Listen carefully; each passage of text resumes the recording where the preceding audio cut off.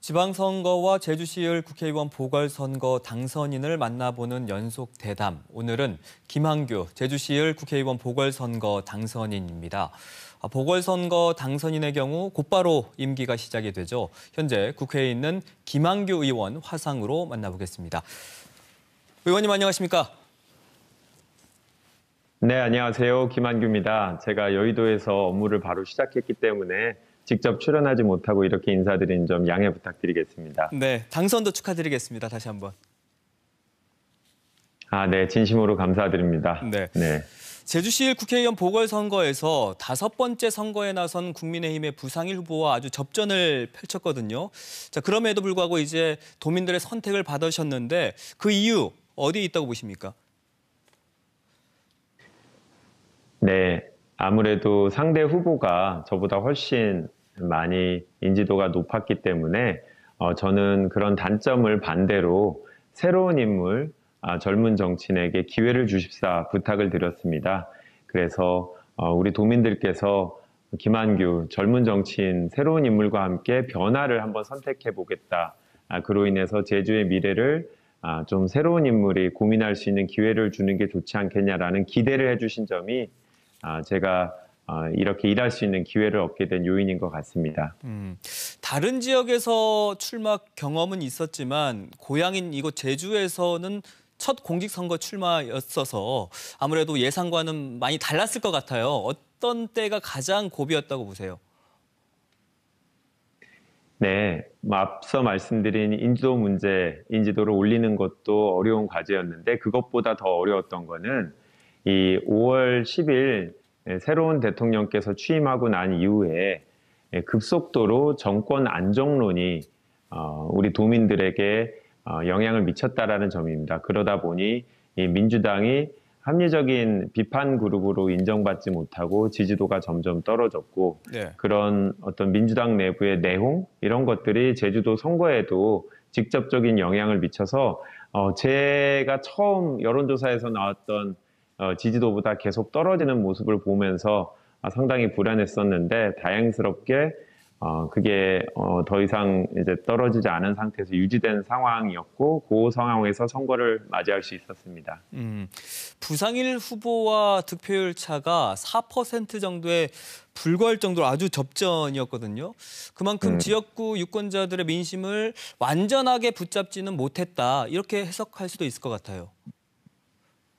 네, 맞습니다. 상당히 많은 분들께서 이제 다른 후보를 선택해 주셨는데요. 이분들의 목소리도 꼭 귀 기울이겠습니다. 어느 한 분도 소외감, 상실감을 느끼지 않도록 제가 노력해야 될 부분이고요. 다만 우리 지금 윤석열 대통령께서도 0.7%의 차이로 대통령이 됐음에도 우리 국민들께서 그래 한번 일할 수 있는 제대로 기회를 주자라는 생각으로 정권 안정론이 커져가는 것을 보면 네. 우리 도민들께서도 저 김한규에게 2년 동안 열심히 일할 수 있는 지지를 보내주시지 않을까 기대해보고 있습니다. 근데 또 민주당에서 전략 공천을 받으면서 이전부터 준비해오던 당내 그 경쟁 후보들의 반발도 컸었는데 어쨌든 이제 당선되셨으니까 당내 그 화합도 중요하지 않겠습니까? 어떤 노력하실 계획입니까? 네, 당연히 같이 준비하신 분들과 계속적인 이제 교류를 통해서 결국 우리 제주도 내에서 우리 민주당이 인정받을 수 있도록 이제 함께 노력을 해야겠죠. 그런 부분은 당연하고 다행히 선거 과정에서 많이 이제 해결이 됐다고 생각합니다. 민주당 지지층의 대부분이 실제로 저를 지지해 주셨고 같이 준비해 주셨던 분들도 탈당하지 않고 당의 승리를 위해서 함께 노력해 주셨기 때문에 그 부분은 걱정하지 않으셔도 될 것 같습니다. 네, 알겠습니다. 또 선거 기간에 많은 경론이 있었던 지역 최대 현안인데 제주 제2공항 문제 이건 어떻게 풀어나가실 계획인가요? 네, 선거 과정에서 정말 여러 차례 말씀드린 것 같은데 저는 무엇보다 중요한 거는 절차, 즉 도민의 자기결정권이라고 생각합니다. 공항이 정말 필요하다라고 하면 그 합리적인 이유에 대해서 또 실제 필요성에 대해서 우리 도민들한테 우리 정부가 좀 더 적극적으로 알리고 이해를 구하고 우리 도민들이 실제로 그렇다면 제2공항이 필요하고 입지가 이곳이 좋다. 라는 데 동의를 하면 된다라고 생각합니다. 지금의 단계에서는 조속한 추진을 하게 되면 분명히 반대하는 절반의 도민들께서 상당히 소외감을 느끼고 반발하실 거기 때문에 무엇보다 중요한 것들은 우리 도민들을 설득하려는 그리고 이분들의 동의를 얻어서 진행하려는 정부의 노력이 아닌가 싶습니다. 네.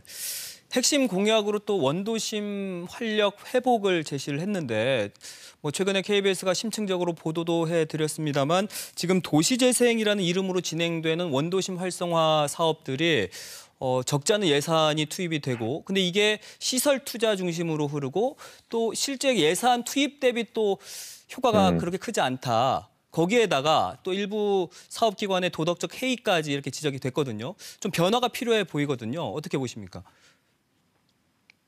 네, 저도 해당 방송을 봤는데요. 상당히 의미 있는 기사였다고 생각합니다.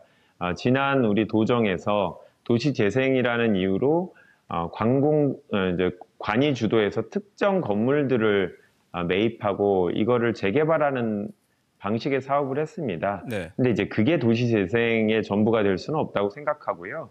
결국은 실제로 도민들이 스스로 필요에 의해서 기존에 개발하지 못한 곳들을 민간 자본을 투입해서 개발할 필요성을 느끼게 해줘야 되는 거거든요. 그래서 저는 이제 용적률 거래제를 이제 주장을 했었는데 용적률 부족으로 사업을 하지 못했던 일반 도민들께서 서로 보존해야 될 곳과 개발해야 될 곳 간의 용적률을 서로 교환하는 방식으로 스스로 사업성을 확보할 수 있게 그래서 투자를 할 수 있게 해야지 이게 일방적으로 관이 주도해서 몇 개 지역의 건물을 구입한다고 해서 도시 재생이 되지는 않는다고 생각합니다.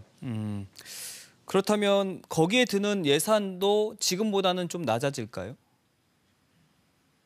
네, 그렇죠. 제가 말씀드리는 용적률 거래제라는 것은 정부가 직접적으로 예산을 드리는 게 아닙니다. 전체적으로 용적률이 200%인 지역에서 만약에 주변 자연환경이나 보존해야 될 건물 때문에 100%만 쓰고 있는 지역이 있다. 근데 반면에 옆에 인접지 같은 경우에는 사업성만 확보가 된다면 그러니까 용적률이 200에서 300으로 늘어만 난다면 재건축을 하고 싶은 지역이 있다고 하면 서로 거래를 하게 하는 거죠. 그래서 전체적으로는 200을 유지하면서 한쪽은 100만 쓰고 한쪽은 100을 추가해서 300을 쓰게 한다면 정부가 예산을 투입하게 하는 게 아니라 민간끼리 그 용적률을 거래할 수 있게 해주는 겁니다. 그렇다고 하면 결국 시장의 선택에 따라서 도시 재생이 가능하고 이를 위해서는 지금의 용적률 거래제가 너무 엄격하게 요건이 돼 있기 때문에 조금 더 규제를 완화해야 된다라고 생각하고요. 그런 관련 법령 개정을 위해서 준비를 하고 있는 상황입니다. 네, 어떤 말씀인지 알겠습니다. 보궐선거의 경우에는 당선과 함께 바로 임기가 시작이 되기 때문에 또 현재 지금 국회에 나가 계신 건데 그럼 4.3과 관련해서 네. 국회에서 입법 활동을 통해 가장 풀어야 할 과제 뭐라고 보세요? 네, 사실 4.3 관련해서는 배보상 문제는 일단락됐고 정작 중요한 거는 이제 실제 피해자의 유가족들이 배보상을 받아야 되는데 이분들이 당시 사정상 돌아가신 분의 자녀로 등재되지 못한 문제들이 있었습니다. 그래서 실제 자녀들이 가족관계 등록부에 등재가 돼야 되는데 그런 부분을 위해서 원래는 이제 가족관계 등록법을 개정해야 된다라고 생각했습니다. 그런데 다행히 오늘 대법원이 시행령을 예고를 했습니다. 그래서 별도의 소송이라든지 이런 절차 없이 우리 4.3 중앙위원회의 결정으로 가족관계 등록부를 새로 만들 필요가 있다라고 인정한 그러니까 실제 유가족이라고 우리 위원회가 인정했다면 우리 대법원이 별도의 절차 없이 등록부를 개정해 주겠다라는 식으로 오늘 시행령 개정을 예고했습니다. 만약에 이게 지금 대법원이 예고한 대로 된다면 이제 별도의 법이 필요하진 않을 것 같은데요. 과연 이게 실제 그 실행 과정에서도 그렇게 유가족들이 원하는 대로 되는지를 한번 지켜보고 부족하다고 하면 등록법 개정을 다시 한번 시도할 생각입니다. 또 하나의 주요 공약이 환경보전기여금 도입이었는데 이거는 실현이 가능할까요? 왜냐하면 네. 당내에서도 좀 입장이 다른 것 같고 일단 중앙부처에서도 부정적이지 않습니까? 일단 오영훈 도지사 당선인하고 저하고는 생각이 같습니다. 이 부분은 사실 이제 제주도의 환경을 소비하는 주체는 이제 전 국민이고, 그로 인해서 비용을 부담하는 환경이라든지 쓰레기 문제를 부담해야 되는 것은 우리 제주도민이라는 그런 문제인 거죠. 이런 어떤 불균형을 해결하기 위해서 이 환경보전기여금이 필요하다라는 이제 설득을 해야 되는 거고, 만약에 이런 것들이 도입되지 않고 계속 제주도민만 일방적으로 부담하게 된다면 항공편이라든지 배편을 증설하고 이 관광객이 늘어나는 부분에 대해서 우리 도민들이 동의하기 어려울 겁니다. 그래서 지속 가능한 관광 사업을 위해서는 우리 제주도민들이 원하는 바를 중앙정부도 어느 정도 수용할 수밖에 없지 않을까 생각하고 이 부분을 적극적으로 설득해 나갈 예정입니다. 기초학력 보장도 약속을 하셨어요. 학생들의 기초학력 저하 문제, 이건 또 어떻게 푸시겠습니까? 네, 이 부분도 사실 코로나 이후에 많은 분들이 공감하고 있어서 법이 작년에 개정이 됐습니다. 그래서 올해 3월부터 이미 기초학력 보장법이 시행돼서 정부가 정해놓은 일정 수준을 에 달하지 못하는 조금 이제 진도가 느린 학생에 대해서는 별도의 이제 교과 과정을 제공을 해서 일정 수준을 유지할 수 있도록 하는 건데요. 우리 제주도에서도 실제 실행이 되고 많은 유권자들께서 필요성 있는 제도다. 다만 실제 운영 과정에서 예산이 부족하고 읍면 지역에서는 해당 특별 교사를 구하지 못해서 본인들의 자녀들이 대상에는 해당되는데 실제로는 혜택을 받지 못한다라는 불만을 제기하는 분들이 있었습니다. 좀 제주도에 좀 특수한 문제도 있는 건데요. 그렇기 때문에 이 부분은 조금 더 예산을 확대하고 특히 읍면 지역 같은 경우에는 특별교사를 구하기 용이하도록 필요하면 교통비를 추가적으로 지급하는 등의 제주 지역에 맞는 보완책이 필요하다고 생각하고 있습니다. 유세 현장에서 TV 토론을 하면서 제주 청년들의 미래에 대해서는 아무도 묻지 않았다, 이러면서 좀 안타까워하셨는데 어떤 게 지금 제주 청년들이 직면한 문제라고 보세요?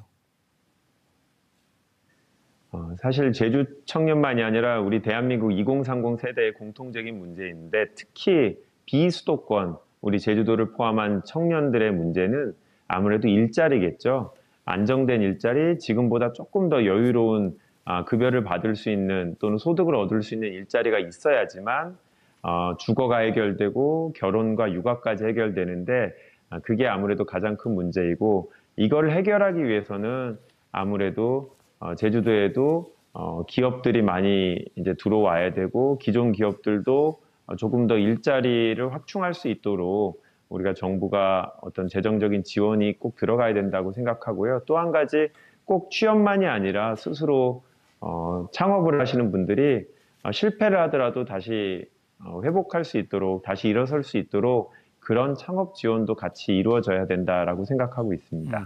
그럼 국회의원으로서 지역 현안이나 공약 외에 혹시 뭐 관심 있거나 아니면 꼭 챙기고 싶은 국내 현안 아니면 공약 같은 거 있을까요? 저는 정치를 처음 이제 하고 싶었던 고등학교 시절부터 불균형, 격차 완화에 대한 관심이 많습니다.